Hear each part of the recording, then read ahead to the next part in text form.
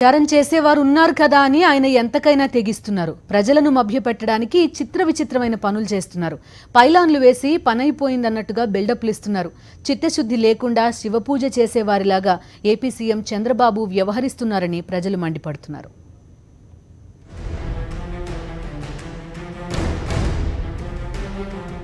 ఒంగోలు పట్టణానికి సమీపంలోని గుడ్లూరు మండలం పల్లెపాలెం గ్రామం వద్ద ఈ పైలాన్ కనిపిస్తోంది. Asia pulp and paper project రాబోతోందంటూ ఏపీ సీఎం చంద్రబాబు ఇక్కడ శంకుస్థాపన చేశారు. దీనికోసం రావూరు, చేవూరు గ్రామాల్లో భూసేకరణ చేయాల్సి ఉంది. కానీ ఆ పని జరగలేదు. కానీ రియల్ ఎస్టేట్ మాఫియా మాత్రం చెలరేగిపోతోంది. ప్రభుత్వ తీరుపైన తమకు అనేక అనుమానాలున్నాయని ఇక్కడి రైతులు అంటున్నారు. అప్పుడు చంద్రబాబు నాయుడు ఏం చేశాడు? ఇంటికి ఒక ఉద్యోగం ఇస్తా అన్నాడు. మా పిల్లగా చదువుకున్నాడు. మాకు ఇలా లేదా 2 ఏళ్ళు ఇస్తా అన్నాడు. ఆ 2 ఏళ్ళు ఇలా మా అబ్బాయి చదువు ఉన్నాడు. జాబ్ రాలి ఇప్పటికి 2 ఏళ్ళు ఇలా మేం చేయాలా? అమరావతిలో చూస్తాలా వాళ్ళు భూములు పోయి సంవత్సరం 3 పంటలు 4 పంటలు పండే పొలాలు కూడా లేడుతున్నారు ఆడ. అంటే మేము ఛానల్లో చూస్తున్నాం కదా, అది ఆ తేదీలో ఉంది ఆడ. తమను సంప్రదించకుండానే ప్రభుత్వం ప్రాజెక్టును ఖరారు చేయటం పట్ల వారు ఆగ్రహంతో ఉన్నారు. అసలు అడిగినోడు ఎవడు? ఆ క్వశ్చనే లేదు. ఎక్కడికి వెళ్తాం? మా పొలాలు వదిలిపెట్టుకొని. అతనికి ఏం పని మాతోటి వేస్తే అదిగో బ్రహ్మాండ తిరిగి మేము గొరిపిల్లలు అంత ఎత్తేప్పుడు కాల్చేటప్పుడు వేసాడు రామాయపట్ట చెరువు కాలువ. ఇప్పుడు ఆ రాయి అట్లనే ఉంది. అది ఆ రాయి అయితే ఇంకోటి అయితే చెడిపోయేది. ఎప్పుడు రాయి కాబట్టి ఉంది. అట్లనే కదా ఈయన కూడా మారాజా. ఆడ ఉక్కు ఫ్యాక్టరీ కట్టాడు, ఆడ అమరావతి కట్టాడు, ఆడ పోలవరం కట్టాడు, లాస్ట్కి వచ్చి ఆడ పెట్టాడు. ఎంతగా ఇట్టాడు మోసగైతే రాజకీయాలు. గత 5 సంవత్సరాలుగా రైతులు అనేక ఇబ్బందులను ఎదుర్కొంటున్నారు. వర్షాలు సరిగా పడక, పంటలు పండక, పండిన పంటలకు గిట్టుబాటు ధరలు లేక కుంగిపోయి ఉన్నారు.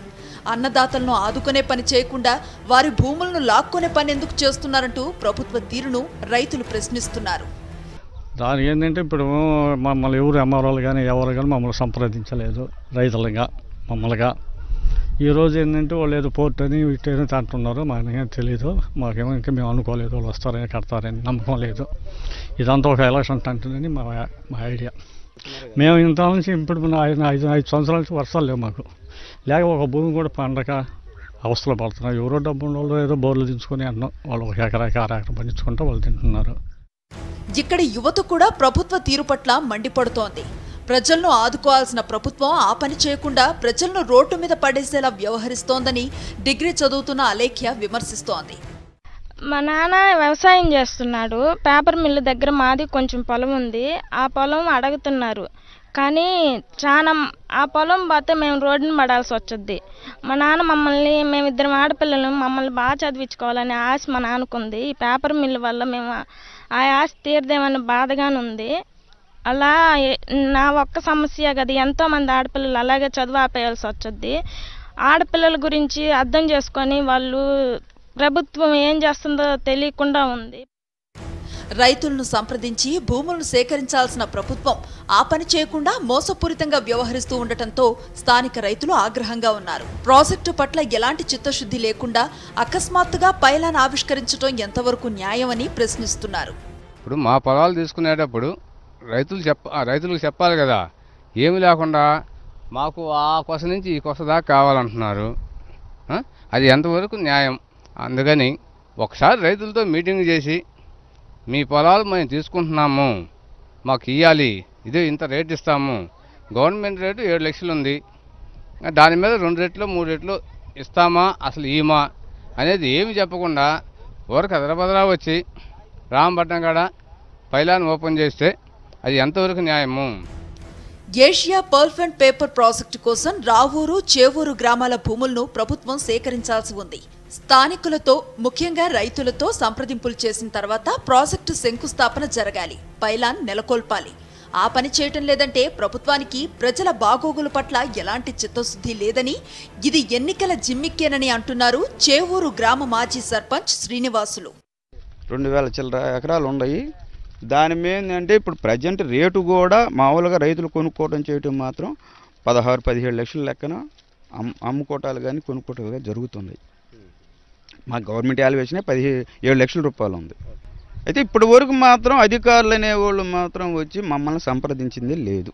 వాళ్ళే చేసుకోవటం, వాళ్ళే అసలు అది అధికారికంగా వచ్చుంటే అందరిని సంప్రదించేవాళ్ళు. ఇది ఓట్ల కోసం వచ్చింది, అంతకు తప్ప ఇంక రెండో వ్యవహారమే కాదు. ప్రాజెక్టు కోసం 150 ఎకరాలు అవసరం, కానీ ప్రభుత్వం 2500 ఎకరాలు సేకరించే ప్రయత్నంలో ఉన్నట్లుగా చెబుతూ అయోమయంలో పడేస్తున్నారు. వ్యవసాయ రంగానికి ఊతమివ్వాల్సిన ప్రభుత్వం రియల్ ఎస్టేట్ మాఫియాకు సహకరించడం పట్ల రైతులు ఆగ్రహంగా ఉన్నారు. Asia pulp and paper project కోసం పైలాన్ వేసిన ప్రాంగణంలోనే రామాయపట్నం పోర్టు పైలాన్ కూడా ఏర్పాటు చేశారు. ఏపీ సీఎం చంద్రబాబు ఒకే రోజు 2 పైలాన్లు ఆవిష్కరించారు. 5 ఏళ్లుగా పట్టించుకోకుండా ఇప్పుడు పోర్టు నిర్మాణం అని చెప్పి ప్రభుత్వం ఎందుకు హడావుడి చేస్తోంది? స్థానిక మత్స్యకారులతో మాట్లాడి మా ప్రతినిధి జోయల్ అందిస్తున్న స్పెషల్ ఫోకస్ చూద్దాం. ఎన్నికలు సమీపిస్తున్న తరుణంలో చంద్రబాబు ప్రభుత్వం పైలాన్లు, శంకుస్థాపనలు, జీవోల పేరుతో హడావుడి చేస్తోందనే విమర్శలు సర్వత్రా వినిపిస్తున్నాయి. రామాయపట్నం పోర్ట్నే తీసుకోండి. దీనికోసం ఈ మధ్యన చంద్రబాబు వేసిన పైలాన్ గురించి స్థానిక మత్స్యకారులు ఏమనుకుంటున్నారో తెలుసుకోవడానికి సాక్షి ప్రయత్నించింది. రామాయపట్నం, పల్లెపాలెం, సాలెపేట, కర్ణపాలెం, ఆవులవారిపాలెం, మొండివారిపాలెం మొదలైన గ్రామాల్లో దాదాపు 10,000 జనాభా ఉంటుంది. ఈ గ్రామాల్లో మత్స్యకారుల జనాభా ఎక్కువ. పోర్టు నిర్మాణం పేరు మీద ప్రభుత్వం ఓట్ల గిమ్మిక్కులు చేస్తోందని, తమ పొట్ట కొట్టవద్దని వీరు కోరుతున్నారు. ప్రభుత్వం తమతో ఎలాంటి సంప్రదింపులు చేయకుండా, చిత్తశుద్ధి లేకుండా వ్యవహరిస్తోందని అంటున్నారు. ఫిషింగ్ ఇప్పుడు ఆ పోర్టు పడితే మాకు ఫిషింగ్ ఉండదు. ఇక్కడ మాకు పొలాలు లేవు, అసలు మెయిన్ పొలాలు లేవు. సముద్రానికి వెళ్ళాలా, ఏటకి వెళ్ళాలి, తెచ్చుకొని తినాలి మేము. ఇప్పుడు వాళ్ళు పోర్టు వేసారనుకో, ఇప్పుడు మేము ఏడకి టౌన్కి వెళ్ళాలంటే బతకలేం. మేము ఈ పనే మాకు పొద్దున్న లేస్తే ఈ పని చేసుకుని బతకోలేము. మేము అన్నట్లోకి వెళ్తేనే తిండి, లేకపోతే లేదు. ఆ రోజు ఫస్టే అంతే. రోజు చెప్పలేము సార్, 100, 150 అంటే మనం భార్యాభర్తలకి సంపాదించుకునేదట్ట అయ్యిగా ఉండవు. పోర్టు నిర్మాణం చేపట్టాలనుకునే ఏ ప్రభుత్వమైనా మొదట సంప్రదించాల్సింది స్థానికంగా ఉన్న మత్స్యకారులనే. ఎందుకంటే పోర్టు వల్ల మొదట ప్రభావితమయ్యేది వీరి జీవితాలే. కానీ తమను ఏ ప్రభుత్వ అధికారి సంప్రదించలేదని రామాయపట్నం ప్రాంతంలోని స్థానిక మత్స్యకారులు వాపోతున్నారు. ముఖ్యమంత్రి వచ్చాడు కదా, వాళ్ళు ముందుగా వచ్చి మీకేమేం కావాలా అని చెప్పి మమ్మల్ని విచారించింది ఏమీ లేదు. విచారించకుండానే అక్కడ శంకుస్థాపన చేసి వెళ్ళిపోయాడు.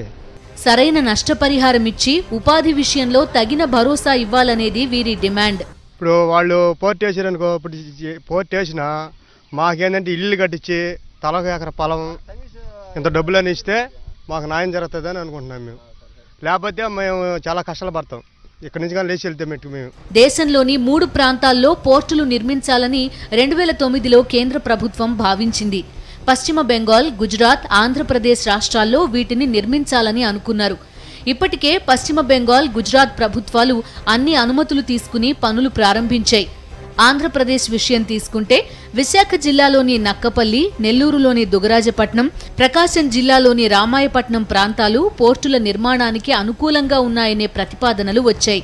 చివరకు రామాయపట్నంలో కట్టాలని కేంద్రం నిర్ణయం తీసుకుంది. అయితే చాలా కాలం రాష్ట్ర ప్రభుత్వం దీని గురించి పట్టించుకోలేదు. 5 సంవత్సరాల నుంచి ఏమైంది సార్? మాకు ఏం చేశారు? మాకు అంటూ మా ప్రకాశం జిల్లాకి ఏమి చేయాల. ఈ 5 సంవత్సరాల నుంచి కనిపిస్తే ఇది లాస్ట్లో ఈ సిమెంట్ రోడ్లు వేశారు. ఆ సిమెంట్ రోడ్లు కూడా 90 పైసలు సెంట్రల్ గవర్నమెంట్ది, 10 పైసలు వచ్చి స్టేట్ గవర్నమెంట్ది. అక్కడ స్టేట్ గవర్నమెంట్ వాళ్ళు సెంట్రల్ గవర్నమెంట్ పేరేమీ ఇలా స్టేట్ గవర్నమెంట్ పేరు వేసుకున్నారు.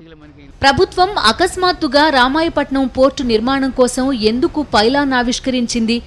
కేంద్రం సుముఖంగా ఉన్నా ఇంతకాలం రాష్ట్రం ఎందుకు పట్టించుకోలేదు? స్థానికుల స్పందన మీరే వినండి. ఈ చుట్టుపక్కల ఉన్న గ్రామాలందరూ కూడా అసలు ఏంటి ఈ పోర్టు ఇంత త్వరగా ఎందుకు అనే అనుమానాలు కూడా చాలామంది కలుగుతున్నాయి. ఇక్కడున్న మత్స్యకారుల నుంచి కూడా మనం కొన్ని అభిప్రాయాలు సేకరించాము. మనతో పాటు ఇక్కడ స్థానికంగా ఇక్కడ ప్రజల సమస్యల గురించి పోరాడుతూ మళ్ళీ ప్రభుత్వ దృష్టికి కూడా తీసుకోవడానికి ఆ సమస్యలన్నీ కూడా వాళ్ళు ప్రయత్నం చేస్తున్నారు. రఫీ గారు ఉన్నారు, రఫీ గారిని అడుగుదాము.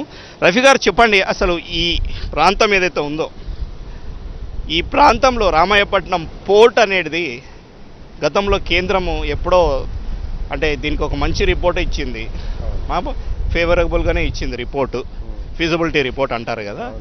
అయినా కూడా ఇంత లేట్ అయ్యి ఇప్పుడు వచ్చినప్పుడు ఇక్కడ ప్రజలు ఏమనుకుంటున్నారు మీ దృష్టిలో? సార్ ఒరిజినల్గా అయితే విభజన హామీల్లో దుగ్గరాజుపట్నం అని చెప్పేసి పెట్టారు సార్. దుగ్గరాజుపట్నం అనేది టెక్నికల్గా అక్కడ షార్ కానీ పులికాట్ సరస్సు కానీ ఈ ఉండటం వల్ల అక్కడ టెక్నికల్గా సాధ్యం కాదని చెప్పేసి టెక్నికల్ రిపోర్ట్ ఇచ్చారు.